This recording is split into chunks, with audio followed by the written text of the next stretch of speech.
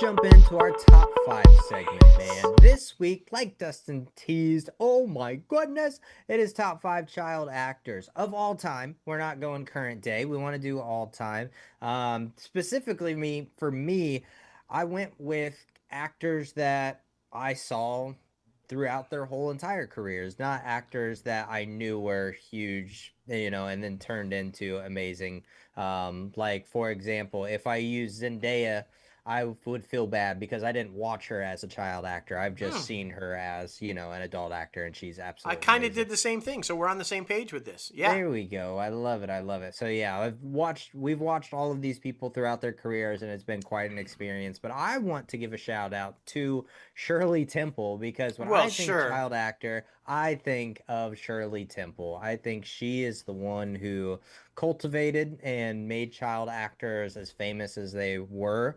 But I could be wrong. Wasn't she a part of that whole Louis B. Mayer Yeah, MGM no, cycle? Shirley Temple, and right there with her, two more that were huge child stars that went on to become successful adult stars and reshape the game in the golden age of Hollywood. Mickey Rooney and Judy Garland.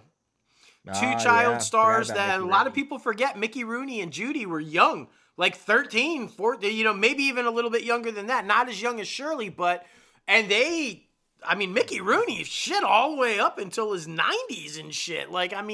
Whole career, So, yeah, that's three really good. And of course, we have to give a shout out to little Ronnie Howard, who was also a Yeah. massively successful child actor that has had an extended career well into adulthood.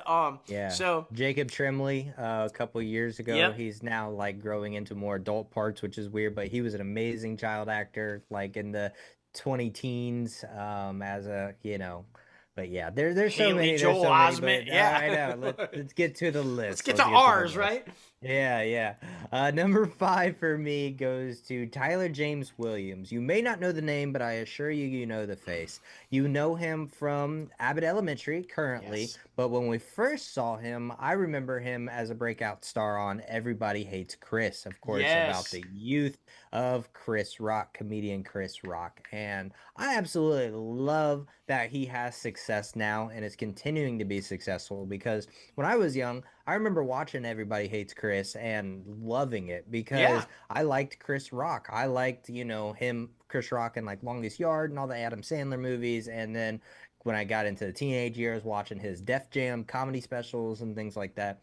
But this was such a fun show because you have Terry Crews on it as well. And I mean, it's just a kid growing up in an urban community, in a city landscape. I think they were either in like New York or Philadelphia or somewhere like that.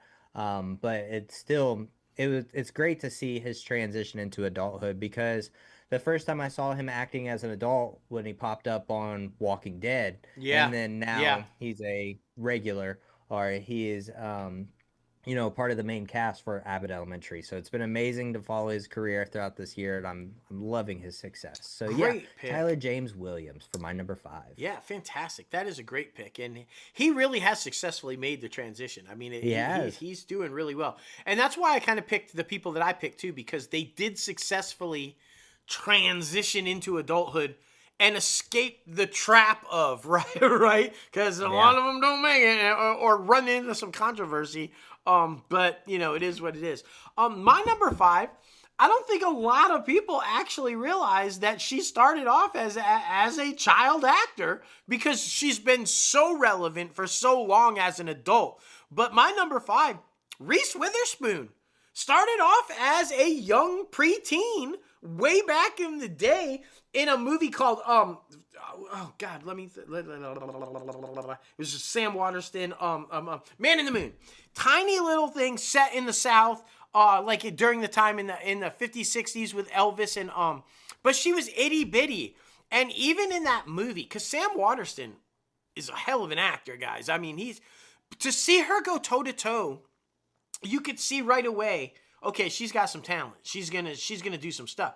And then she just transitioned into a couple of more movies, but I think the next one where she was still a teenager, but was was Fear with Mark Wahlberg, and then Yeah. just like that was like crazy. And then just catapulted from there into everything that we have now seen her become, with her production company and just this like awesomeness.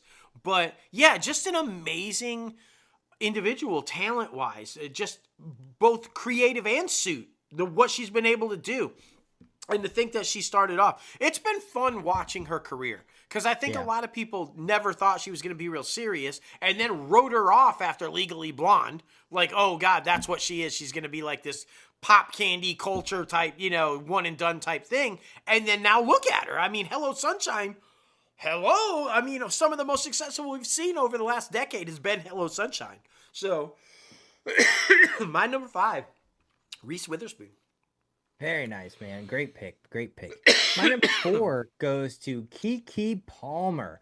I, of course, know her from the amazing Akira the Bee, when Yes. she was a teeny tiny little thing. That was great. I remember I was in like 4th grade or 5th grade when that movie came out, Yep. and just watching it over and over again in school and being like, oh my gosh, this is actually acceptable. And, we actually like this movie. So that was Yeah. fun. And then I remember that film she did with Corden Bloom jump in for Disney. And Yep. then you also have the long shots, of course, with Ice Cube, where she was like the quarterback. I thought that one was fun. But then even current day now, she was in films like Hustlers with freaking Jennifer Lopez, and she was in that Netflix. Well, no, not Netflix. When I watched it on Netflix recently, if I can find it, One of Them Days. Yes, she was Yes. in One There of you Them go. Days. That was an indie film that came out recently that I think is pure black cinema that is current day time. So if Mm. y'all haven't seen that, please be sure to do so. But yeah, Keke Palmer, she's been doing amazing. She is, of course, in Nope as well, Jordan Peele's Nope. So yeah, I think what she's been able to do with her career is absolutely amazing because she started off as an itty bitty little thing and now is still very successful and a good representation and a good idol or someone to look up to in the young women community, especially women of color. So it's an amazing thing to see. So number 4 for me, Keke Palmer. Love that. Yeah. Again, and beyond just the acting, right? Like really talented behind the scenes too. Yeah. Yeah. I just really love that. Um, my number 4, we have literally watched him grow up from the tiny short fat pudgy kid to like this ripped cut action hero guy. Like what is going on there? That can't possibly be the same person, but it is. I'm talking about Jerry O'Connell, who of course, like many people, I first saw in Stand By Me as the heavy set dorky crazy kid that nobody likes, who falls on the tracks because but from there, you started to see the progression, right? He followed this path. The next thing I really remember seeing him in that really caught was My Secret Identity, where Mm. he's got these superpowers and he's got this professor that kind of guides him along, and it's really corny, goofy TV show, but he's starting to come out of the fat phase there, and you're starting to Yeah. see, oh, okay, maybe this guy's getting a little like. And then of course the big thing that I think really launched him and transitioned him from child actor to adult actor to where he went on, of course, to Jerry Maguire and so many things, was a show called Sliders, Mm. which was so fantastic. There were so many epic people that their careers launched on Sliders, and it's basically they had this like wormhole type thing where they would slide into other universes, and like it was just an epic show. And that's where he was finally he was cut, not like ripped yet, but solid, and he was like that action star now. He wasn't the fat little pudgy kid anymore, and where you could really start to see that transition, and you knew he was going to kind of have something moving into adulthood. And has also had quite the career behind as a producer and so it's been really fun when you see somebody transform like that in front of your eyes over the years. It's fun to watch, and he really came into his own as to who he was, and was really tight with River Phoenix. Was Yeah. devastated by that loss because, of course, Stand By Me. So yeah, Jerry O'Connell, my number 4. Just really fun to watch him grow up, man. Yeah, great pick, man. Great pick.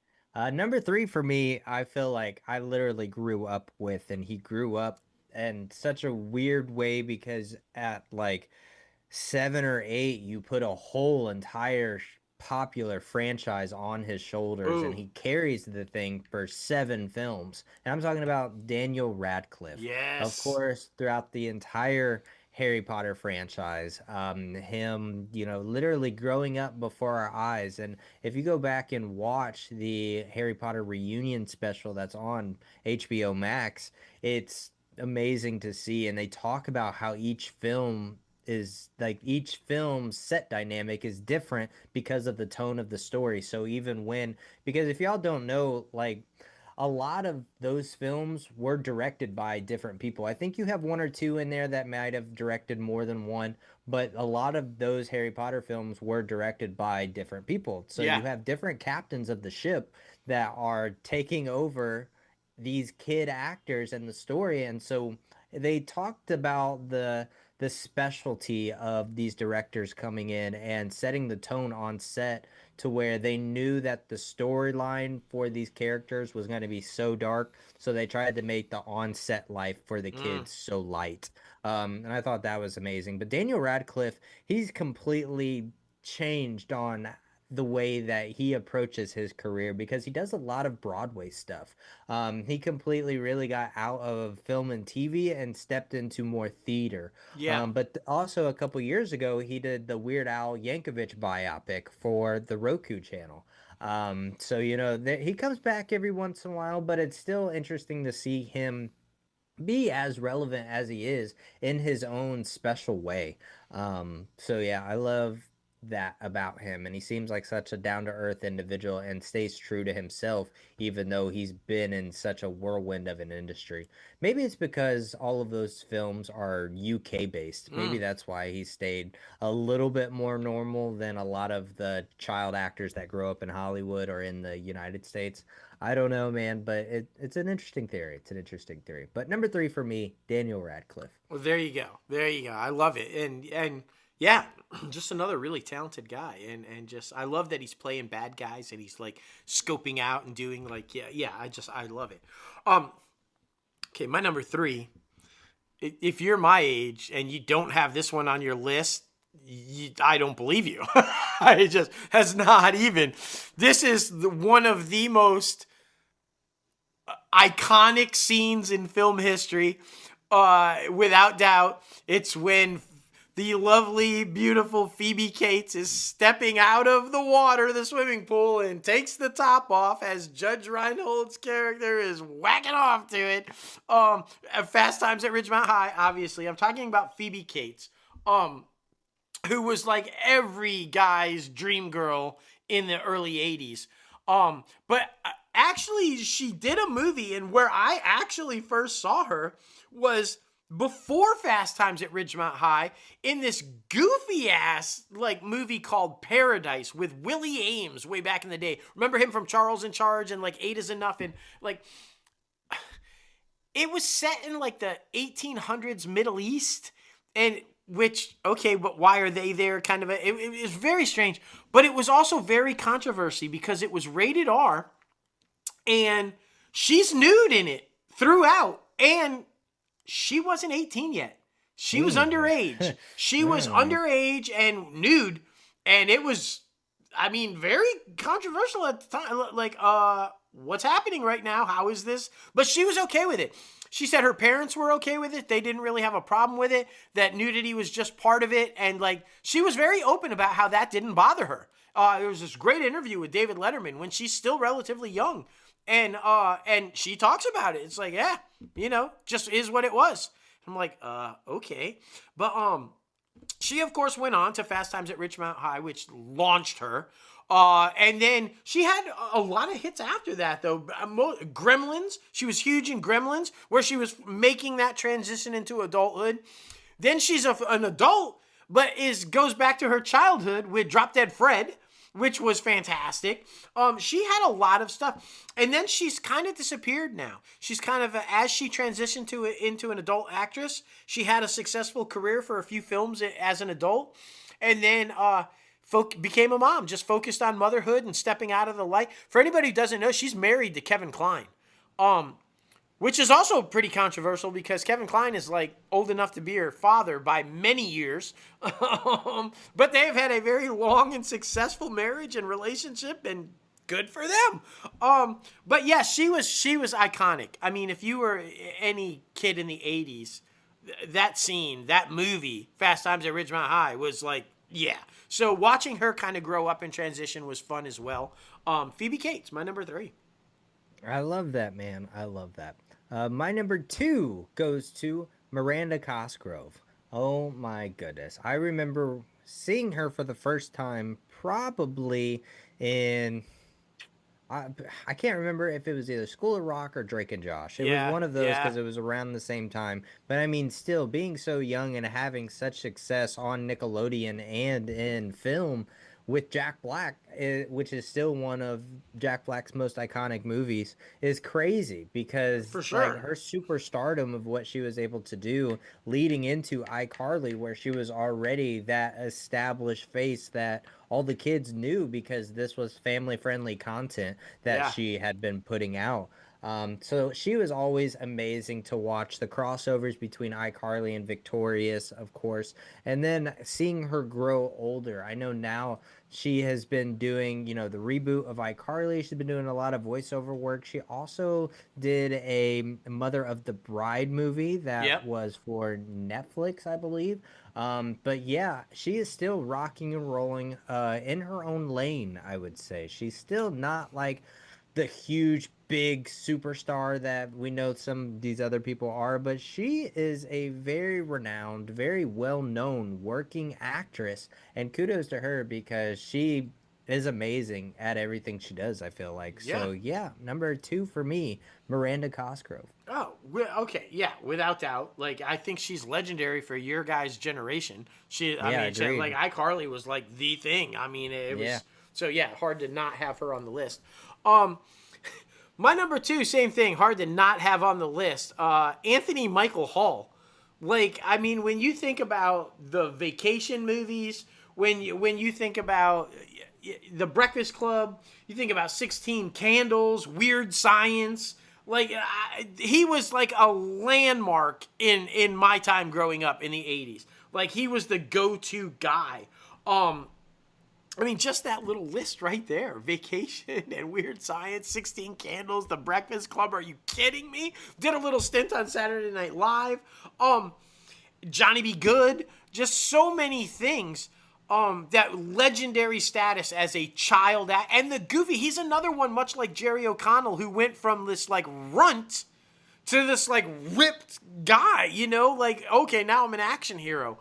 But seeing that transition, and then that's when it kind of like after Johnny Be Good, when he played the quarterback jock type, that's when he started to transition. And you saw him on things like The Blacklist and like all. He understood that he was typecast, and this is why I really wanted him on the list, because he's like, how do you overcome that legendary status that Breakfast Club and 16 Candles and all made him, right? And it was change the game. So he started playing these heavies, these bad guys, these roughed up, and all of a sudden people were like, wait a minute, this guy can act. This is Rusty? This is like, and they were like, no, but yeah. And he's been doing that recently on Reacher. You've seen him. He's just really made that transition and settled into, this is who I'm going to be now. Every now and then he'll tap back into the good guy, but he's been made a career on the back half of coming from that childhood fame as playing something that is completely away from that as an adult and seen success doing it. And I love that. So, and he was able to, much like we were talking about with a lot of these people, stay away from the trap of being that successful, that young. Hollywood didn't eat him up. He disappeared for a little bit, stayed straight, came back, started to make that transition, and held it together the whole time, and without really ever getting himself in major trouble. And so I love that. So my number 2, Anthony Michael Hall, man. Very nice, man. Very freaking nice. Well, the time has come. My Yes. number one, of course, of course. I wouldn't say that he's had a successful career as an adult, but he was anywhere and everywhere when he was a child. And when I think of child actor, he is the one I think of. And I'm talking about the one, the only Macaulay Culkin. Of course, from the Home Alone franchise. But not Yes. just that. You had My Girl. You had what was it? Richie Rich. You had a whole bunch of different stuff that he was a part of when he was a kid. And that whole backstory is crazy. If you guys don't know about the Culkin family, it's wild. It's Basically, yeah. using the children to pay rent. Like the children were their workhorses, basically. But I really love Macaulay Culkin. I feel like I will always be a supporter of his, even with how out there and different he is. I love that him and Brenda Song, another child actress from Sweet Life of Zach and Cody. Mm. They are married and have a child now, and they look like they're doing amazing.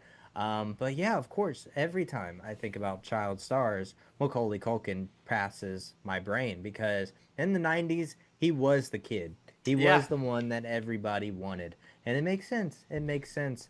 But yeah, number one for me, Macaulay Culkin. There you go. And I mean, yeah. And to his credit though, like what you were saying, he's like you can't really say he's had a successful career but he hasn't had an unsuccessful career he just stepped away. He He just did. made the decision to step away and I guess Yeah. let the siblings shine, really, Yeah. because the He siblings does have had stuff that he wants to do. Like yeah. if it's very indie, like he's very much in his own lane. Yep, yep. And that's hard to do. A lot of people can't step away from it. And to Yeah. have that control and say, I'm at the peak of my career and I'm just going to step back. Yeah. What? You're at the peak of your career. And that's when you tell all your people, I'm stepping back. And they're like, wait a minute. But yeah, kudos to him. I think that's, and he survived Mia Kunis and now is He like did. and married and has a great relationship with Brenda Strong. And like, so good. Good, good, good. My number one should come as no surprise to anybody None who at knows all. me or anybody that listens to this podcast, because I still hardcore crush on this one. I think I always will. My number one is Alyssa Milano. Duh, duh. Obviously, first came across her as Itty Bitty on Who's the Boss, little Samantha Maselli. And then Commando with Arnold Schwarzenegger and Canterville Ghost, her infamous Teen Steam workout video. Ooh, back in the day, nobody worked out, they just watched that video. I was just saying. And was able to, after a couple of missteps, recover and become a successful adult actress.